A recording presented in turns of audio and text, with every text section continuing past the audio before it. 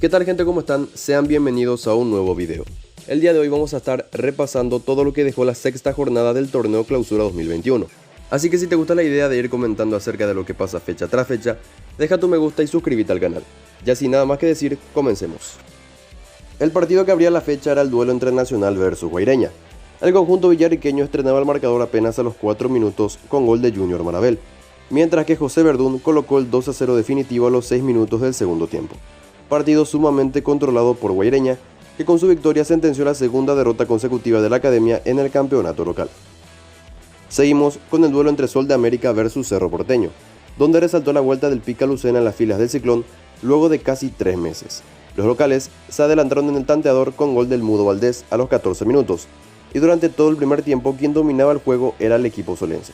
Aunque Cerro pudo haber emparejado la serie con un penal, pero Campisi se agigantó y le tapó el penal a Claudio Aquino. Sin embargo, con los ingresos de Lucena, Morales y Mateo Goncalves, el Ciclón mostró un rostro más ofensivo y dio vuelta al marcador con los tantos de Alan Rodríguez a los 64 y Juan Patiño a los 74 minutos de partido. Todo empeoró 5 minutos después para Sol, debido a la expulsión de José Leguizamón tras un tremendo codazo a Mauro Boselli. El partido se cerró con el 2-1 como resultado final, y el Ciclón sigue invicto y sigue de cerca a Guaraní como líder en la tabla de posiciones. Pasamos ahora a hablar del partidazo entre 12 de octubre y River Plate. En el amanecer del partido el conjunto itagüeño se ponía arriba por medio de Jorge González a los 2 minutos.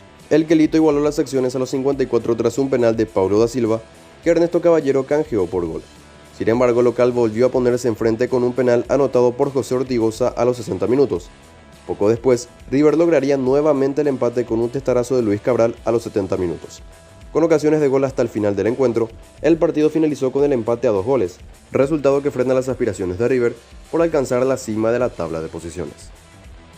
En el otro partido del día domingo, un golpeado Olimpia visitaba al Sportivo Luqueño, quien se encargó de hundir aún más al decano tras propinarle su sexta derrota consecutiva. A los 17 minutos, tras un centro de los luqueños, el defensor Tobías Castellano en su intento por despejar el balón, marcaba en propia puerta y colocaba el 1-0 para el Sportivo Luqueño, justamente en su debut con la camiseta del Olimpia. El marcador no se movió tras un largo periodo de tiempo en el cual se vio un Olimpia errático y carente de ideas a la hora de querer generar jugadas ofensivas.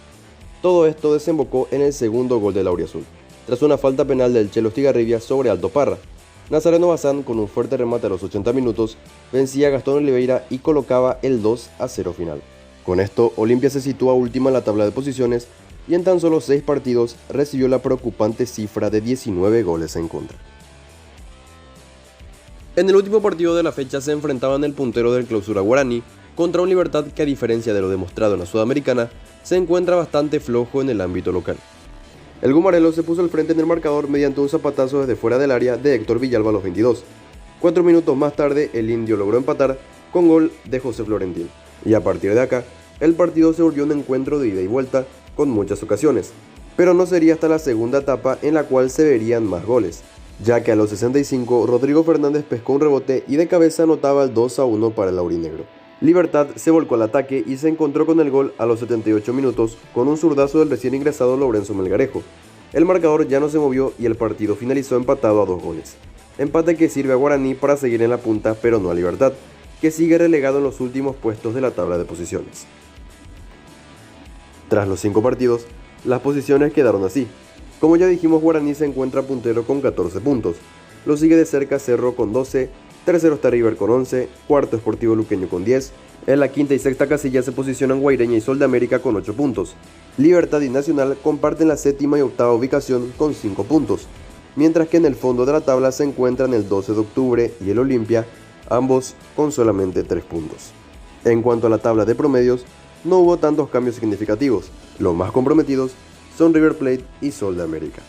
El goleador del torneo momentáneamente es José Florentín con 6 goles, que por cierto, según trascendió, será convocado por Berizzo para el combo de eliminatorias de septiembre. Lo siguen Francisco da Costa y el arquero Gaspar Servio con 3 goles. Se completa la nómina con una larga lista de jugadores que llevan anotados 2 tantos. Los partidos marcados para la próxima fecha son Olimpia vs Sol de América, Cerro vs Nacional, Libertad vs Sportivo Luqueño, River Plate vs Guaraní y Guaireña vs 12 de octubre. Y bien amigos, hasta acá llega el video del día de hoy. Si te gustó, deja tu me gusta y suscríbete al canal para mucho más contenido. De mi parte es todo, yo me despido y no será más que hasta la próxima.